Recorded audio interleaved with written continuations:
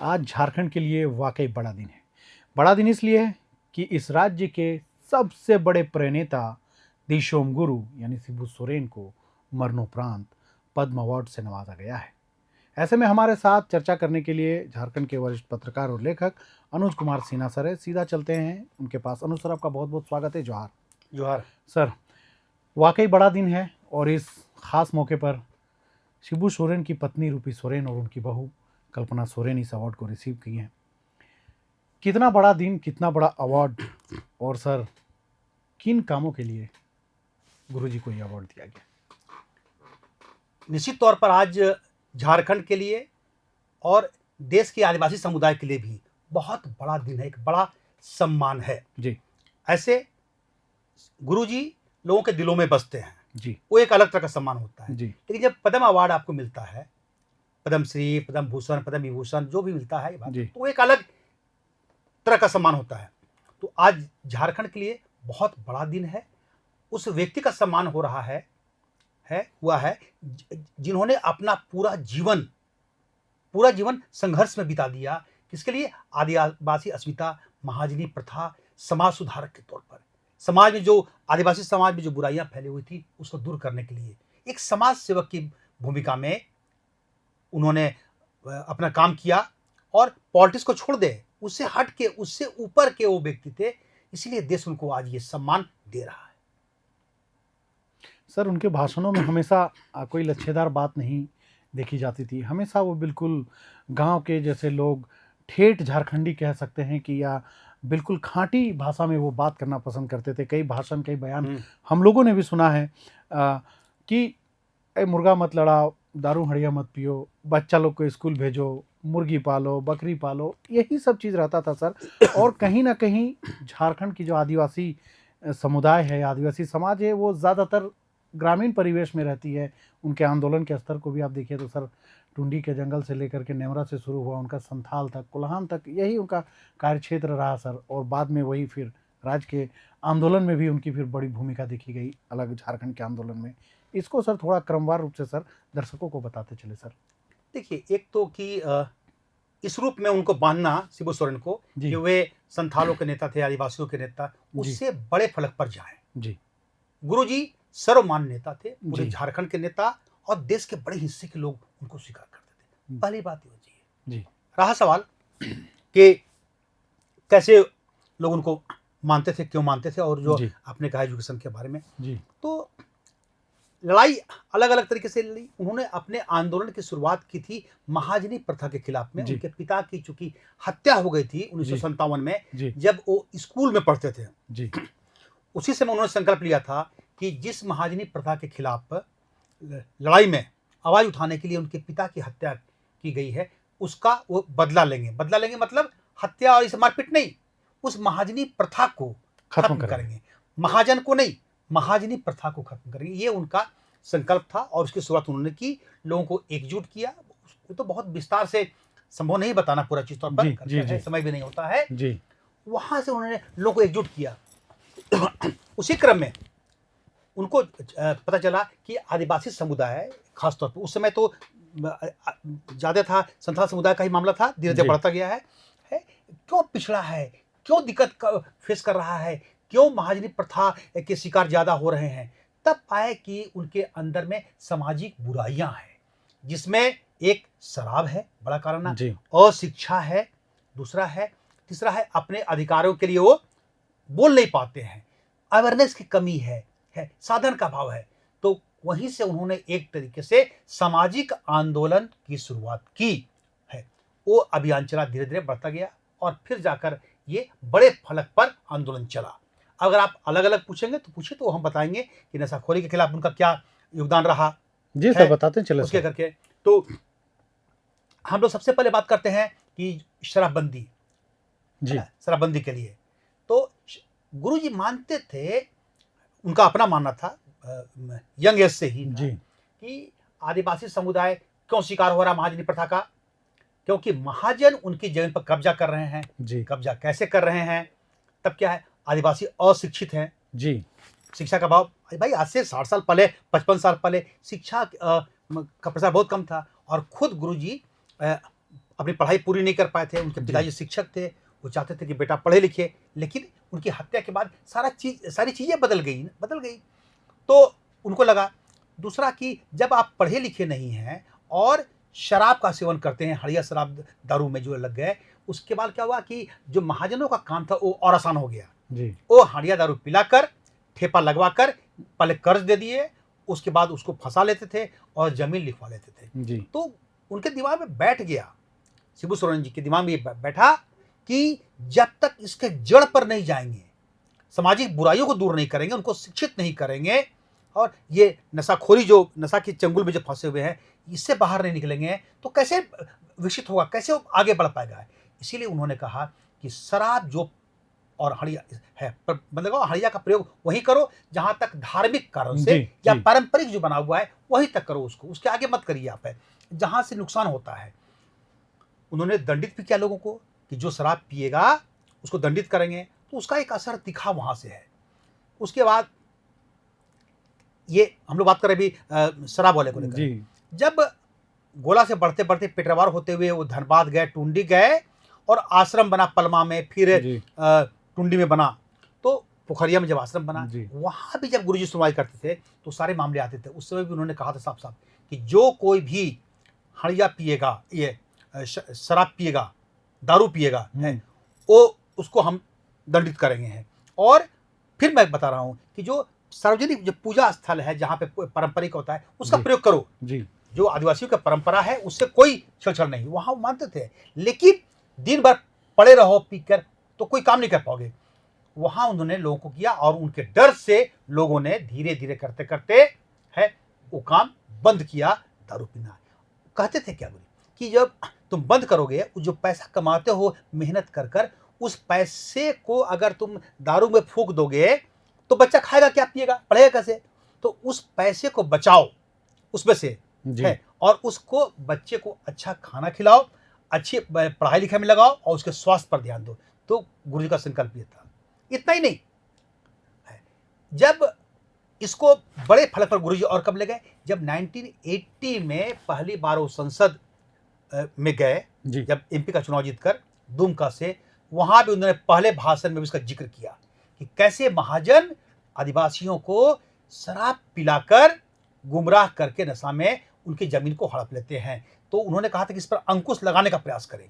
तो पूरा जीवन उनका इसमें बीता। ठीक है, और सबसे बड़ी बात कि खुद आदिवासी समुदाय का होने के बावजूद शिबू सोरेन ने कभी जीवन में शराब नहीं पी, इवन के वो शाकाहारी थे जी, मांस मछली भी वो नहीं खाते थे। तो ये उनका बड़ा गुण रहा। ये हो गया। आज जो उनको सम्मान मिल रहा है वो कई कारणों से, समाज सेवा के लिए, समाज में सुधार के लिए, है ना। तो एक तरीके से आप देखेंगे कि ईश्वर चंद्र विद्यासागर जी, है ना, ये सब जो उन्होंने काम किया था, राजा राम मोहन राय, तो उसी श्रेणी में इनको आप ले सकते हैं कि इन्होंने झारखंड के पिछड़े इलाकों में जो लोग भी हैं, आदिवासी या मूलवासी, और जो लोग भी इसके शिकार हैं, उससे वो बाहर निकले। उनका मानना था, मैंने पहले बताया जी, कि शिक्षा बहुत जरूरी है। तो उन्होंने क्या किया गुरुजी ने कि जब वो टुंडी में थे तो क्या किया कि दिन भर जो आदिवासी जो लोग भी बाकी हुए लोग हैं वो खेतों में काम करते थे, मजदूरी करो, सामूहिक खेती करो, जो करना है करो, काम करते थे, आंदोलन भी करते थे जी, अलग राज्य के लिए आंदोलन भी करते थे जी। बोलते थे कि इनको शिक्षित होना है। अब सोचिए कि क्या वो सोचते थे कि दिन भर तो काम कर रहा है, वो खेत में है जी, स्कूल अगर जाएगा ये लोग पढ़ने के लिए तो खेत में काम कौन करेगा, संकट है। तो उन्होंने कहा कि नहीं, इसका एक मॉडल बनाए, और वो मॉडल था रात में तो पढ़ाई करो जी। तो खेत में काम करने के बाद लोग घर जाते थे, अपना आते थे, अपना सारा काम धाम कर रात्रि पाठशाला नाइट स्कूल की शुरुआत की। अभी भी रांची के आसपास में भी कई जगहों पर, लोहरदगा में अभी शुरू किया गया है कुछ नाइट स्कूल। और उनके था कि जो लोग दिन भर खेत में काम करते हैं वो आए, और उसमें बच्चे ही नहीं आवे, बच्चे भी आवे, बड़े लोग आवे, बड़े लोग, महिलाएं आए वहां पर हैं। तो ये काम शुरुआत किया। उसका बाद में सर एक गवर्नमेंट ने भी कॉन्सेप्ट लाया था, प्रौढ़ शिक्षा अभियान चलाया गया था सर। हाँ, तो और उसमें क्या किया वो, उनका था कि अपने पढ़ाते थे, अपने भी जी है, तो वहां से लोग उनको गुरुजी कहना शुरू कर दिया है जी। फिर उन्होंने बनाया फार्मूला कि जो लोग शिक्षित हो गया, जो जी। शिक्षित है वो हर 5 व्यक्ति को शिक्षित शिक्षित करेगा। करेगा। अब आप सोचिए कि 1 किया तो पाँच वो है। अगर 5 किया, उन अब 5 हो 500 गए, से वो 5 से 5 किया 25 तो हो गए। 25 हो गया, जी। फिर 25 5-5 करेगा तो 125 हो गया। जी। तो इस तरीके से चेन बढ़ता गया, चेन बढ़ता उसका बड़ा असर पड़ा। जी। ये 2 बड़ा एरिया था जहाँ पे गुरुजी ने काम किया। और एक और एरिया जो उन्होंने कहा है कैसे कि जो लोग भी वहाँ पर के हैं, आप जो अंधविश्वास पर मत ध्यान दो, उधर मत जाओ है, और अपने समय का उपयोग करो। समय का उपयोग का अर्थ होता है वहाँ पर उनका कहना था कि जो आप अनावश्यक खर्च करते हैं, फिजूल खर्ची पर रोक लगाने के लिए। क्या विजन था उनका है कि जो लोग है, एक त्योहार आ गया जी। और बोलते थे कि तुम 7 दिन तक तो त्योहारें मनाने में पी कर लेट जाओगे, तो तुम काम क्या करोगे? जी। तुम्हारा पैसा भी गया, शरीर भी गया, परिवार उसकी कीमत चुका रहा है। तो बोले कि त्योहार को लंबा मत करो, छोटा छोटा मनाओ, करो। छोड़ो मत। परंपरा जारी रहेगी, सब कुछ होगा, लेकिन त्योहार को छोटा मनाओ, उतना ही मनाओ। शादी ब्याह पर उतना ही खर्च करो जितना आवश्यक है। जी। अनावश्यक कर्ज लेकर मत करो, कर्ज में न डूबो। तो देखिए, और फिर कहते थे कि ये सब चीज से जो पैसा बचेगा, जो आदिवासियों में महिलाएं बहुत काम करती हैं जी। और पैसा कमाती हैं, एक बड़ा बहुत परिश्रम होती है, वो जो पैसा लेकर भी आती थी, तो ये सब चीज तो कहीं ना कहीं फालतू कम में खर्च हो गया। तो वो उनको बताया कि जो महिलाएं हैं वो भी वो जो पैसा है, आप अनावश्यक रूप से जो उनके पति होते हैं उसको न दे दें शराब उलाब के लिए, कोई नहीं पिएगा। उस पैसे का उपयोग क्या करें, उससे बच्चा पढ़ेगा, उसको अच्छा खाना दो, उसके स्वास्थ्य पर ध्यान दो। तो ये देखिए, फिजूल खर्ची पर रोक बार बार होता है कि आपका सेविंग टेंडेंसी क्या हो सकता है। जी। ये गुरुजी 76-75 में ही वो कर चुके थे। बाद में ये सारी बातें फाइनेंशियल एक्सपर्ट इस कहने लगे। मॉडल को देखने के लिए बाहर के लोग आते थे, दिल्ली के जो टीम आती थी मीडिया की, वो आती थी, रिसर्च इस पर हुआ, बड़े बड़े इकोनॉमिस्ट का ग्रुप आता था कि इनका मॉडल क्या है। तो गुरुजी बिल्कुल सरल स्वभाव के सरल व्यक्ति, जो आपने पूछा, जी। बिल्कुल मामूली तरीके से ऐसी बात कह देते हैं, उसके बहुत दूर तक दूरगामी प्रभाव उसका होता था। एक और छोटा सा सवाल है सर, लगातार उनके नाम के आगे दिशोम गुरु जोड़ा जाता है। दिशोम गुरु वो कैसे कहलाएं सर, दर्शकों को ये भी थोड़ा सा संक्षेप में क्लियर कर दीजिए सर। हाँ, दिशोम देश समाज होता है जी। तो जिस तरीके से उन्होंने आदिवासियों को उसका हक दिलाया, जी। संथालों की जमीन पर कब्जा हो गया था, बाकी लोग की जमीन था, उस जमीन पर उनको कब्जा दिलवा दिया, धनकटनी आंदोलन की शुरुआत की जी। करके थे। मतलब जमीन जिसकी थी, अगर महाजन उस जमीन को ले लिए और कब्जा कर लिए, उस जमीन पर बोलते थे कि फिटी कर लगाने दो महाजन को फसल, उसी जमीन पर ये लोग मजदूरी करते थे, अपनी जमीन पर लोग, ये हालत था। तो गुरु जी ने कहा था कि फसल वो लगावे, फसल काटने का वक्त होगा तो तुम काटोगे और फिर जमीन पर कब्जा करना है, लोगों बांटोगे। तो ये समाज के लिए सोचते थे, दिशा देते थे। जी। गुरु जी ने आदिवासियों को मान सम्मान के साथ जीने का तरीका बताया। जी। उनकी जमीन वापसी कराई, उनके आय के लिए सूरत बताया कि कैसे सामूहिक खेती करो, कैसे बकरी पालन, सुअर पालन, जो भी होता है, मुर्गी पालन, वो करो, बिजनेस का मॉडल बताया, खेती कैसे होगी वो बताया उन्होंने। मतलब एक तरीके से पूरे समाज को, जो आदिवासी को जो देश होता समाज होता है, उसको दिशा देने का काम किया। गुरु क्या करते, दिशा का काम, दिशोम। तो समाज को और अपने देश के लोगों को जो आदिवासी हैं उसको दिशा देने का काम किया। इसलिए गांव के लोगों को लगा, सब जो उनके लोग थे, कि ये व्यक्ति दिशोम गुरु है, मतलब पूरे समाज के अभिभावक हैं, दिशा देते हैं, गुरु हैं, शिक्षित करते हैं, बताते हैं, रास्ता दिखाते हैं, और उनमें कहीं ना कोई शक्ति है, इसलिए उनको दिशोम गुरु कहा गया। तो आपने सुना कि अनुज सर ने कैसे बताया कि गुरुजी के जीवन के जो प्रमुख पड़ाव थे, जिस तरह से उन्हें समाज की दिशा में काम किया और इस अबुआ राज के वो प्रणेता बने, और आज जो सम्मान उन्हें मिला है, वाकई वो पूरे देश के आदिवासी अस्मिता की। उसमें एक चीज बताना भूल गए, आज जो सम्मान मिला है, उस सम्मान को ग्रहण किया है गुरुजी की पत्नी रूपी सोरेन ने। जी बिल्कुल, ये बताना आवश्यक है।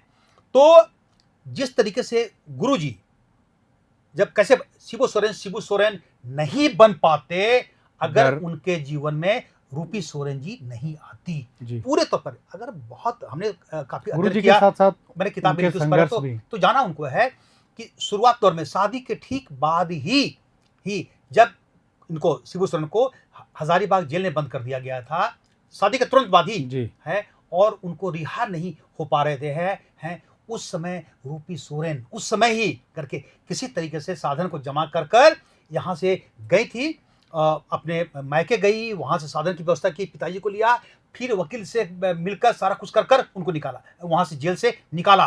फिर उनको पूरा जीवन बच्चों को पढ़ाना, लिखाना, देखना, करना, और आंदोलनकारी की भूमिका में खुद भी वो रहती थी, खुद भी। तो एक तरीके से उनका पूरी जिम्मेवारी, ये पारिवारिक जिम्मेवारी उन्होंने संभाली, पत्नी ने संभाली है, और दिशा देने का भी काम किया। अगर आप और अध्ययन करेंगे तो कई और लोग थे उनके परिवार में, महाजनों ने, जब शिबू सोरेन जंगलों में रहते थे, महाजन प्रथा के खिलाफ लड़ते थे, तो वो जंगल में है, तो उनकी जमीन पर भी फिर उसके बाद भी कब्जा करने का प्रयास किया महाजनों ने। उस समय रूपी सोरेन खुद जी अपने और गुरुजी की एक बहन, ये सब लोग हंसुआ लेकर और दौड़ाई थी, उस व्यक्ति को पीटी थी, उस भागा था। तो महाजनों का जो आतंक था वो कम हुआ, उस तरीके से धीरे धीरे खत्म हुआ। तो रोल इनका बड़ा रोल था। और आज अस्वस्थ होने के बाद भी वो यहाँ से, झारखंड से गई हैं, और जाने के बाद वो सम्मान ग्रहण किया। हालांकि सबसे अच्छा तब होता जब ये इस बड़े काम को, जितना बड़ा समाज सुधारक का काम उन्होंने किया है पॉलिटिक्स से ऊपर उठकर, छोड़ दीजिए उसको, चर्चा मत करिए पॉलिटिक्स के बारे में, है समाज सुधार, समाज सेवा का जो उन्होंने काम किया, जिस तरीके से मान सम्मान दिलवाया है, अगर उनके जीवित रहते ही सम्मान मिलता तो उसकी खुशी कुछ और होती। लेकिन चलिए, देर हुआ, लेकिन मरणोपरांत, और उस सम्मान जो ग्रहण कर रही हैं उनकी पत्नी कर रही है, तो झारखंड के लिए निश्चित तौर पर एक आज सम्मान का दिन है। यहाँ आदिवासियों के समाज के अलावा झारखंडी समाज और झारखंड के तमाम लोगों के लिए, न सिर्फ झारखंड बल्कि देश के बड़े हिस्से पे जो लोग उनको लाइक करते थे, आज उनके कामों को लोग याद करेंगे। उससे एक बात तय हो गया है कि जो व्यक्ति जीवन में, चाहे इनको भूल जाए अभी, है किसी भी एरिया में जो लोग भी बेहतर काम करते हैं, उसको आज नहीं तो कल लोग रिकॉग्नाइज करते हैं, मान्यता मिलती है। गुरु जी को ये सम्मान मिलना उसी का एक हिस्सा है। इतने दिनों के बाद, है ना, गुरु जी का संघर्ष, मूल संघर्ष जो था, अगर आप देखेंगे तो वो 95 के आसपास में वो खत्म हो चुका था, जंगल आंदोलन का था लेकिन, और महाजनी प्रथा भी लगभग कंट्रोल में हुई थी। तो आज अंदर के एरिया में अब महाजनी प्रथा नहीं के बराबर है, अब नहीं है, खत्म हो गया है। ये बड़ा काम उन्होंने जीवन में किया। अंत में एक चीज बताएंगे कि जब जिस महाजनी प्रथा को खत्म कराना कोई मामूली बात नहीं है, मामूली बात नहीं है। और हमारी बात उनसे हुई थी, गुरु जी से, मतलब निधन के लगभग 6-7 महीने पहले हमारी भेंट हुई थी। तो हम उनसे ऐसे ही पूछे थे कि आपके जीवन का सबसे खुशी का पल या सबसे बड़ी उपलब्धि किसको मानते हैं। हमारे दिमाग में ये बात थी कि अलग राज्य के लिए उन्होंने लड़ाई लड़ी, तो शायद उसको बोलेंगे हैं। तो उन्होंने कहा कि हमारे जीवन में सबसे बड़ी उपलब्धि महाजनी प्रथा को जो हमने खत्म कराया, जो हम स्कूल छोड़ने के बाद तुरंत बाद बचपन में जो संकल्प लिए थे, उस संकल्प को पूरा किया। तो महाजनी प्रथा को खत्म कराने की सबसे ज़्यादा खुशी हमको मिलती है, और वही मेरे जीवन की सबसे बड़ी उपलब्धि है। खुद गुरु जी ने ये बात कही थी। तो इससे आप अंदाज लगा दीजिए कि कितना लॉन्ग टर्म का वो अभियान, लंबा अभियान वो चलाते थे और सोचते थे। तो ये है, इसलिए वो एक आदरणीय रहे हैं, इसलिए आज पूरा देश आज इस तरीके से उनका सम्मान करता है। तो आपने सुना अनुज सर ने गुरुजी के बारे में जो चीज़ें बताई, आखिर आज क्यों गुरुजी कहलाएं और क्यों उन्हें देशों गुरु कहा जाता है। और गुरुजी के बारे में कुछ भी तारीफ करना, उनका व्यक्तित्व बड़ा था, वो मेरे लिए यूँ कहे कि वो मुनासिब नहीं होगा। गुरुजी वाकई में समंदर के हकदार थे, और वो समंदर उन्हें इस अवार्ड के रूप में मिल रहा है। पूरा आदिवासी समाज गौरवान्वित महसूस कर रहा है। और अनुज सर का भी बहुत बहुत धन्यवाद, जिन्होंने गुरुजी से जुड़े इतने प्रसंग हमें सुनाए, आप दर्शकों तक बताए कि गुरुजी ने अपने जीवन काल में क्या क्या काम किया। हाँ, एक चीज़ तो है, जैसा सर ने कहा कि अगर जीवित होते हुए ये अवार्ड उन्हें मिलता तो खुशी होती। वाकई में वो चीज़ मेरे भी दिल में है, मैं भी आपको ये चीज़ कहना चाहता हूँ। और हमें दीजिए फिलहाल के लिए इजाज़त। कैमरे के पीछे थे कपिल मुंडा, मैं प्रदीप, आप सभी का फिर से एक बार जोहार करता हूँ। सर, आप हमारे साथ इस चर्चा में जुड़े, आपका बहुत बहुत धन्यवाद। जोहार। बहुत बहुत जोहार। प्रभातखबर.com, विश्वास वही, रफ्तार नहीं।